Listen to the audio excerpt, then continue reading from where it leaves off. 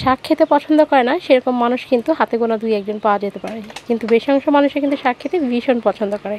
আসসালামু আলাইকুম, সবাইকে জানাচ্ছি স্বপ্নের কিচেন ব্লগে আরও একটা নতুন রেসিপির আমন্ত্রণ। আজকে আপনাদের জন্য নিয়ে চলে এসেছি দারুণ মজার একটি শাকের রেসিপি। এখন আপনারা অনেকে বলতে পারেন শাক রান্নার আবার নতুন কি আছে, শাক রান্না করতে তো আমরা অনেকেই সবাই পারি। তবে হ্যাঁ, শাক রান্না করতে তো আপনারা সবাই পারেন, কিন্তু কিছু ফ্লেভার কিছু টেস্ট এরকম আলাদাভাবে রান্না করা যায়, যেটা আজকের শাক ভাজিটা না দেখলে আপনারা বুঝতে পারবেন না। আজকের শাক ভাজিটা খুবই স্পেশাল বলা যায়।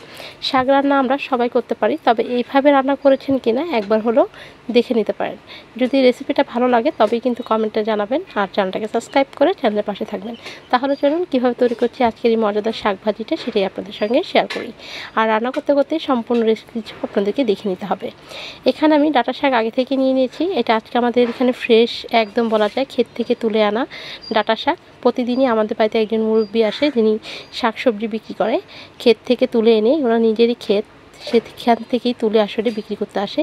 তো আমি এখান থেকে আজকে 1 মুঠা শাক নিয়ে নিয়েছি 20 টাকা দিয়ে। শাকের দামটা আপনাদেরকে বলে দিলাম।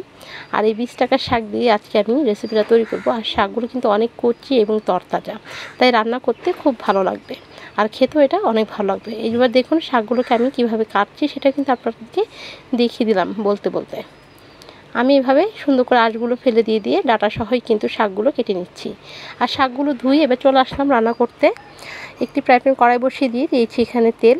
আর শাক রান্না করার জন্য কিন্তু তেলের পরিমাণটা একটু বেশি লাগে। আর তেলটা গরম হতে ভিডিওটা অন করতে ভুলে গিয়েছিলাম। এখানে দিয়েছি মাঝারি সাইজের একটি পেঁয়াজ কুচি, ঝাল দিয়ে দিয়েছি প্রায় 5-6টা এখানে কাঁচামরিচ কুচি দিয়ে দিয়েছি, আর দিয়েছি 4-5 কোয়া রসুন কুচি দিয়ে এবার তেলের সঙ্গে খুব ভালোভাবে এটাকে একটু হালকা ব্রাউন কালার করে এরকম করে ভেজে নিতে হবে। আমার এটা যখন ভালোভাবে একটু ভাজা হয়ে যাবে তখনই কিন্তু আমি এখানে শাকের জন্য দেওয়ার জন্য প্রস্তুতি নেব। তার আগে দিয়ে দিব সামান্য পরিমাণে একটু হলুদ। এই হলুদটা আপনারা চাইলে নাও দিতে পারেন, তবে দিলে কিন্তু শাকের কালারটা সবুজ থাকে এবং দেখতেও সুন্দর লাগে। যখনই হলুদটা ভালোভাবে মিক্স করা হয়ে যাবে তখন আমি এখানে শাকগুলো দিয়ে দিব। হলুদ দেওয়ার কারণে কিন্তু শাকের কালারটা নষ্ট হয় না, শাকের কালারটা একটু সবুজ সবুজই থাকে। আপনারা চাইলে এটা দেখতে পারেন দিয়ে।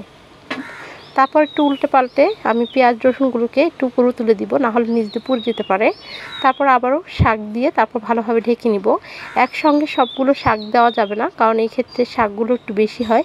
আর শাকটা যখন একটু কমে যাবে তখন বাকি শাকগুলো আমি একইভাবে দিয়ে দিব। এবার ঢাকনা দিয়ে ঢেকে দিচ্ছি আর শাকটা কমে আসা পর্যন্ত অপেক্ষা করলাম। যখনই হালকা কমে যাবে তখনই আমি এটাকে উল্টে পাল্টে নিয়ে নাড়াচাড়া করে দিব, যেন নিচে পুড়ে যায় না সেদিকে। আর কারণ এখানে কিন্তু পানি দেওয়া যাবে না, শাকটা কিন্তু একদম কচি। আর শাক ভাজির মধ্যে সাধারণত আমরা পানি দিই না। যখনই ভালোভাবে এটা মিক্স করা হয়ে যাবে তখনই আমি আবার এখানে বাকি যে শাকগুলো আছে সেগুলোও কিন্তু একইভাবে দিয়ে দিব। শাকগুলো দেওয়া হয়ে যাওয়ার পর আবারও ঢাকনা দিয়ে ঢেকে নিচ্ছি, আর কমে গেলে একইভাবে উল্টে পাল্টে দিচ্ছি। এবার দেখুন শাকের থেকে কিন্তু অনেকটা পরিমাণ পানি বের হয়েছে। আর এখানে আমি আর ঢাকনা দেওয়ার কোনো প্রয়োজন মনে করি না। যে পানিটা বের হয়েছে এই পানিটা দিয়ে কিন্তু শাকটা সম্পূর্ণভাবে সেদ্ধ হয়ে যাবে। আর যদি আপনি ঢেকে দেন এতে বেশি একদম নরম হয়ে যেতে পারে, শাকগুলো একদম গলে গলে যেতে পারে, তখন কিন্তু খেতে একদম ভালো লাগবে না।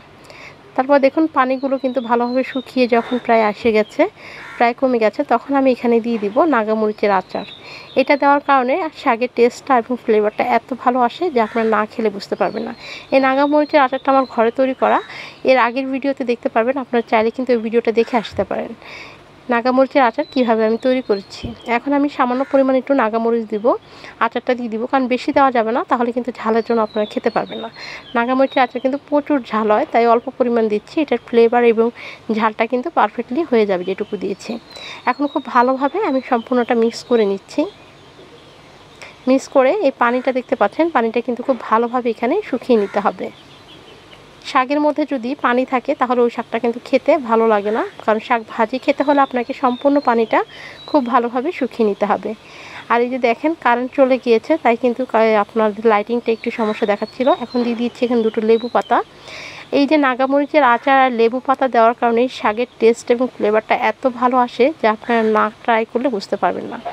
আমি শাক ভাজি তো সাধারণত লেবু পাতা দিই, তবে এরকম নাগামরিচ আর লেবু পাতা দিয়ে করলে সেটার টেস্ট আরও দ্বিগুণ বেড়ে যায়।